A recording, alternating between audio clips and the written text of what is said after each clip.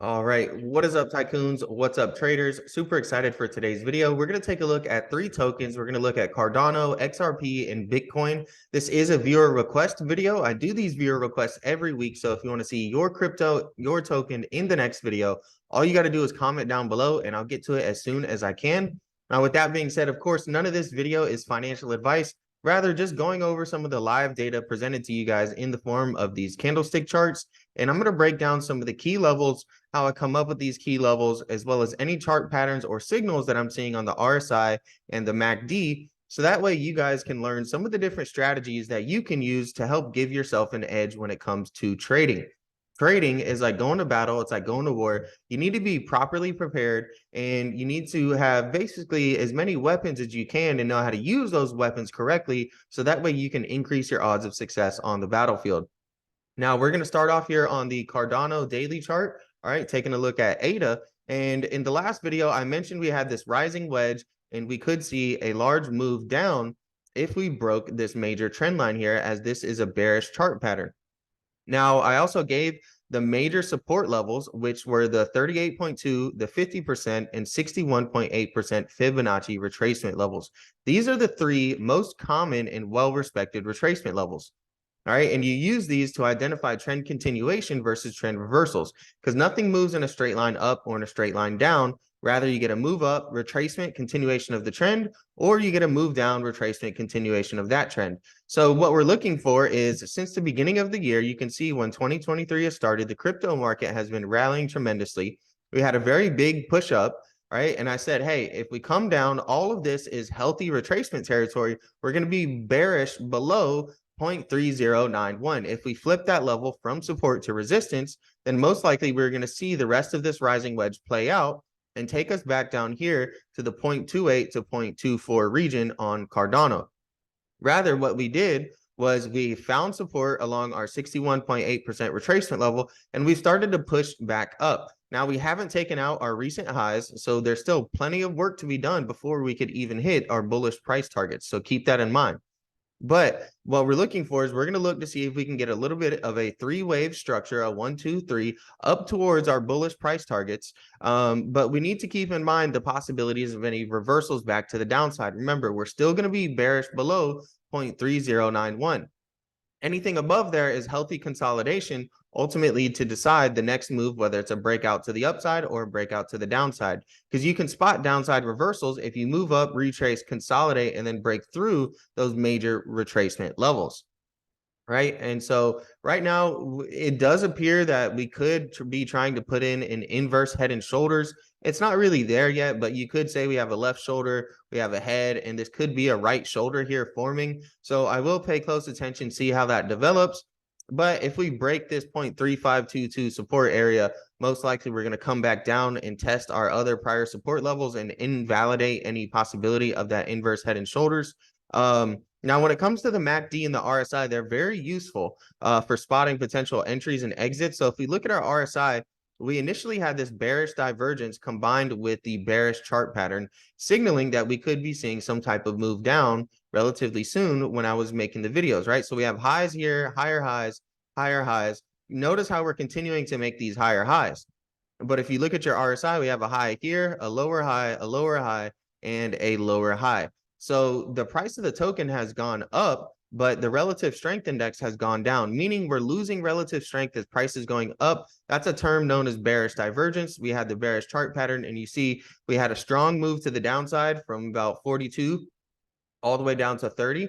Pretty dramatic move and relatively quickly in a straight fashion, but we held our major support level. So what we wanted to see was we wanted to see a breakout, and we're going to look for a retest of this trend line now and for it to push back up higher. If this thing falls back below that trend line, that's going to be known as a look above and fail. And the reason that this is significant is because bulls and buyers are fully presented the opportunity right here to really push things up higher. And if they break below this trend line, it's going to signify that bears are actually still in control. And even though bulls had the opportunity, they weren't able to push it up higher. Now, shortly after bouncing off of our major support level here, okay, we also got a entry signal on the MACD. An entry signal is going to be this red line crossing above the blue line. All right, that's going to signify a possible entry signal. And you can see we got that entry signal right here when we tested our major support level. And we've had a nice push up from that 0.309 area all the way up to 0.38. So that's basically it, what I'm watching on Cardano. Our bullish price target is 0.4411 and 0.4801. As I mentioned, lots of work still to be done before we can get there. We have a little bit of this overhead supply zone that I'll show you guys real quick, where, you know, liquidity and market makers might push the price up to. Okay, right in this region right here, you can see that each time we entered this region, we ended up selling off. So we will have to break through this overhead supply zone, consolidate a little, get a break and retest to try and hit our bullish price targets up above. Now, let's go on over to XRP real quick. Okay, we're going to take a look at XRP, and I'm going to show you guys, you know, just kind of how these things work, and, you know, really just dive in. This is a really, really good example of following the technicals, right?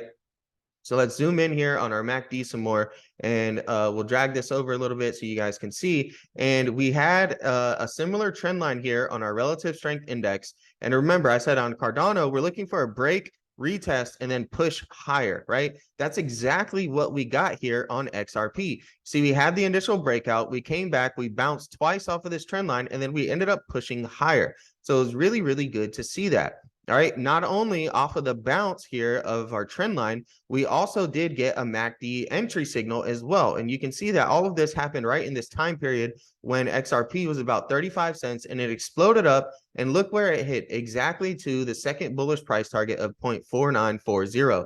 We came right up to there, and we've started to pull back.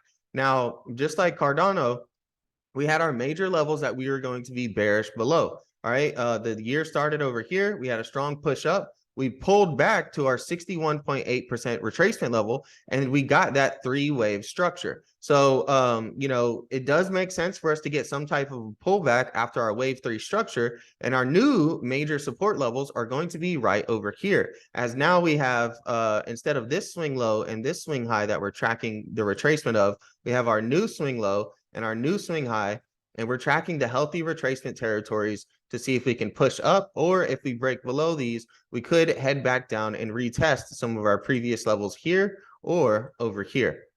Now, those levels specifically are going to be 0.4372, 0.4199, and 0.4027. Ultimately, if we flip 0.4027 from support to resistance, that's when we're going to be bearish below and most likely see a retest of some of our previous lows. The relative strength index did get that nice break and retest rather than look above and fail. And bulls were presented the opportunity and took advantage of that opportunity. But we did come up into overbought territory above 70 on the RSI. And so typically a general rule of thumb is not to purchase things when they are overbought, as the likelihood of them pulling back is much more increased. Now, we've done a really good job of basically holding this 42 cents level of support here on XRP. You can see that right in that level, we bounced multiple times here. The more times you test something, the weaker it gets. So we could end up breaking that if we continue to have some downwards pressure. But overhead, all right, the bullish price targets, aka resistance levels, are still pretty much going to be the same for me right now. It's going to be 0.4656 and 0.4940. Now, if we do break above there, I do have some other price targets here of 0.5301, but we've got a little bit of work to be done. So now is a really good time for patience, and, you know, just to wait and see how things develop. Okay, let things get some more structure. We had really great structure over here in the past, right? When we had the move up, healthy retracement, then we had really good structure there consolidating. Then we had the MACD entry signal, and we got the break and retest and push higher on the RSI. Now, moving over to Bitcoin, we're going to take a look at Bitcoin now. And Bitcoin has been performing very well. You know, a lot of this is driven by the bank crisis and reminding a lot of people initially what you know, Bitcoin was kind of invented for. Now, similar to Cardano, we had this bearish divergence initially that we were watching, as well as this overhead supply zone, right? So we had this overhead supply zone that we sold off here previously in the past. Okay. And so that was a major area where I was expecting a lot of resistance and a pullback. to about the 21,000 region, is what I was telling a lot of the members in the Discord, that Bitcoin most likely is going to come down to that 21,000 area. We had the bearish divergence, right? So we have highs here, higher highs, higher highs.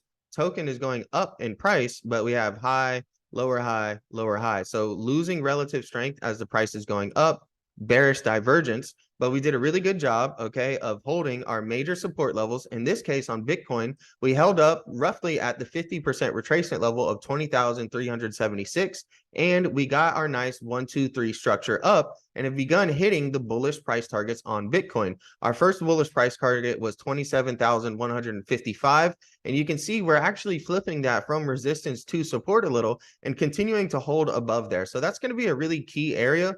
Now, above 29,233 is a major resistance level. That's my next bullish price target, as well as 31,874. Now, those are my two bullish price targets. 30K is just going to be a big psychological level. So definitely watch out at that 30K level. You may see some people taking profits there, or you may see a lot of entries as it crosses the 30K region if it continues to be bullish. Now, just as we held our major support levels on the pullback and pushed up higher, okay, we now can pretty much get rid of these, right? So I'll go ahead and take these off the chart.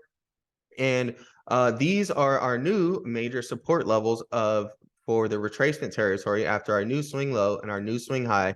So if we do end up breaking below this 27,000 region right here, our prior resistance, that's now new support, all right, a healthy retracement territory is going to take us back into the supply zone. And supply and demand works very similar to support and resistance. You want to see old supply become new demand. So, if we come up and on the breakout, we get a retest of this, that would make a lot of sense. It also aligns very well with the fibs. You can see our 38.2 and 50% are right here in that supply zone.